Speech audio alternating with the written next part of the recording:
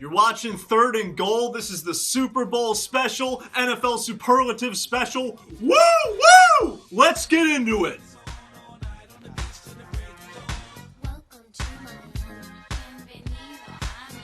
So let's get into it. It is the Super Bowl special. Wow, this is our third one. So I'm excited to be here with my boy Justin. Let's just jump into it. MVP. Who do you got first? I want to know who you got. I mean, I think we're probably going to be in agreement on this one. It's Lamar Jackson. Yeah, I mean, why not? 3,127 passing yards, 36 passing touchdowns. This year, he broke Vic's record of 1,206 rushing yards, had 7 rushing touchdowns, 6.9 yards per carry, and led the team to a 14-2 regular season record. Wow. I mean, I would say that Jackson, again, it's a team game, but again, Jackson, I think, is a big reason why the Ravens look so unstoppable throughout the whole regular season. I respect what RG3 is doing for our team and everything. I love having him here.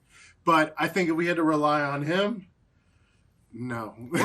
Or Flacco for that matter. It would not have been the same, I don't think. I don't want our comments to be off the roof right now. I don't want to deal with that. But yes, I think Lamar Jackson was the reason, honestly, why we were able to have such a run. But that also leads me to Coach Deere, the brains behind it, John Harbaugh. I mean, there's no question in my mind. He revolutionized offense, actually. He did a lot of things that people weren't doing, a lot of stuff with the RPO. I mean, he took an offense and just, literally out of this world. Amazing. For me, it's Kyle Shanahan, though, for Coach of the Year. I mean, I just look at the fact that you had a team last year that was 4-12, and to see that kind of improvement this year, and it really, I don't think a whole lot of people saw the 49ers being in the position that they are this year. So it's that. I look at the fact that, a committee of running backs that are now going off every game, a great defense. I just think that he put it all together and really had a massive improvement over last season. Yeah, I agree. I'm still going to go with Harbaugh, but I would say the deciding factor would have to be the fact that Shanahan's in the Super Bowl and Harbaugh only got the Pro Bowl. Yeah, but speaking of Jimmy G, honestly, Jimmy Garoppolo is in the Super Bowl, and the team that he used to be on, where it appeared that he would possibly be heir apparent, the Patriots, are not. Do you think the Patriots made a mistake letting go of Jimmy G early? I mean, honestly, I don't think they had a whole lot of a choice unless they wanted to just get rid of Brady and make Garoppolo their starter, and which never looked like something they were going to do. Yeah, I mean, in my opinion, hindsight, I would say yes. I mean, in the Patriots system, he was productive those few games he got to start. And with Tom Brady's production decline and the fact that you're going to have to spend money on him this season, if you want to keep him, Jimmy Garoppolo seemed like a pretty logical setup for you. Well, let's also remember that the Patriots actually won a Super Bowl later down the road with Brady against the Rams.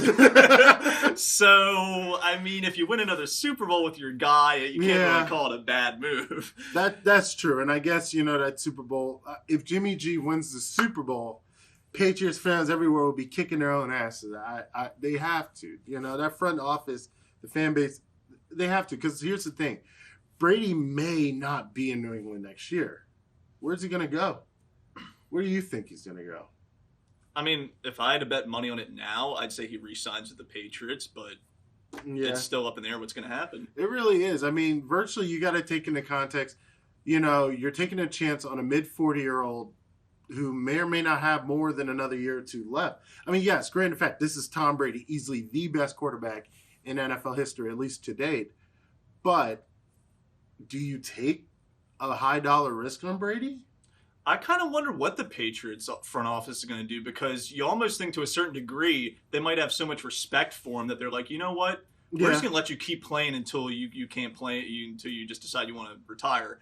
But on the other hand, guys in his 40s, you're going to have to move on very soon. I would say, if anything, the Patriots front office trying to negotiate a 1 to 2 year deal and like draft the quarterback high. Well, they don't even have. I don't even think they have a first round pick. Anyways, try to find a quarterback in the lower to mid to lower rounds. They're gonna have to replicate what they did with Garoppolo. They're gonna have to, yeah, because wow, I forgot wow, yeah, they don't have a lot of draft stock. They must have thought that Brady was going to retire like way earlier than he. Oh, they definitely did. There's no way you didn't. You had Jacoby Brissett and Jimmy Garoppolo. You were like, "There's our 1-2 matchup. One of these guys is going to start. We don't know who, but here we are." Yeah, they definitely thought Brady was probably going to retire like last year or the year before. Like, there's no question. And then he started talking about wanting to play almost to 50. Then it got real weird. I don't know, but. On the other side of the field, you have Andy Reid, who has been a victim of Belichick and Brady. And then you have Pat Mahomes, who, without a doubt, is the best quarterback in the NFL today. I have to say that. The best quarterback. I mean, literally sitting behind Alex Smith for a year. No one knew what they were getting. Then all of a sudden, last year, he went off like a creative Madden player with no reserve. It was amazing. And now this year, even suffering an injury due to that same Madden curse, he's in the Super Bowl. He's looking to defy the Madden curse. Like, dude, that is awesome. I mean, whatever you think about him, I mean, Pat Mahomes and Andy Reid are in the Super Bowl, but, can they win it? I mean, the 49ers are a tough they have a tough defense. They have a serious 4-man pass rush that gets after quarterbacks. Well, there's a lot of interesting matchups in this Super Bowl because one of the things you look at is that the 49ers during the course of the regular season were like pretty much like the best team at defending tight ends. Mm-hmm. But we know both these teams have an elite tight end, George Kittle, and then the Chiefs got Travis Kelce. And actually, one of the reasons the 49ers have been so good at defending the tight ends has to do with your boy, Fred Warner. One of the top, he was rated the top 10 pass coverage linebacker. He's a beast. He's a big part of the reason they've been able to limit the tight end. Yeah. But there's a lot of good matchups in this. You got Tyreek Hill going up against Richard Sherman. Now, again, I don't know that Richard Sherman's going to be matched up on him in every play, but, you got that going for you. There's a lot of interesting things going on in this matchup. And it's funny to me. I mean, yes, they're, these teams are very evenly matched, I think, honestly, to some degree, yes, the Chiefs' offense, I think, is way more dynamic. But I just think somehow, on paper, it just looks like these are two very even teams. But they're also two very different teams. Two very different, but very even. Like, when it's like you do even teams in Madden, whatever, it's like that's what you're getting right now. But, I mean, I think it's going to come down to Jimmy Garoppolo. I think if he has a good day, if he can prove why he should have probably been the successor to Tom Brady, I think, honestly, we're gonna step that for a second because we're gonna do our picks. We're gonna do them. We're gonna pick them against the spread. We started this during the championship weekend, but we're gonna do it for this game too. And San Francisco actually has a +1.5. It's virtually a pick 'em game, but I think Jimmy Garoppolo's gameplay is gonna determine this game, in my opinion. I think the defense will keep the Kansas City's offense honest, but I think if they can open up some passing to, complement the run game, I think San Francisco will run away with this. I like Andy Reid to put together a game plan that's actually going to find a way to do damage against this defense. I'm going to take the Chiefs. I'm going to believe in Pat Mahomes and Andy Reid to get this done. Yo, you want to bet dinner on this game? We haven't done a good bet in a while. Deal. Let's do it. Dinner's on it. You guys are all witnesses. Yo, this shit's going to be tight. I'm excited for this game. Would have rather had the Ravens play the 49ers, but I think this is going to be a pretty explosive game. They got to make up for last year's Super Bowl. Based on the over-under, right now it's at 54.5 points. What are you taking? I'm actually going to take the over on this. Nice.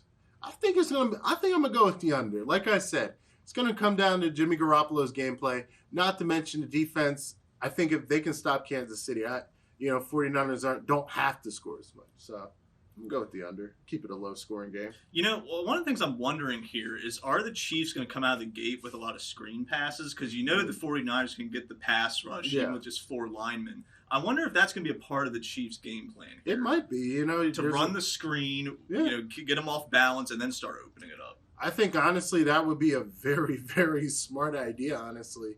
Because, again, these pass rushers, they're coming out fast. You know, they're not, and you just let them through, open the screen. Yeah.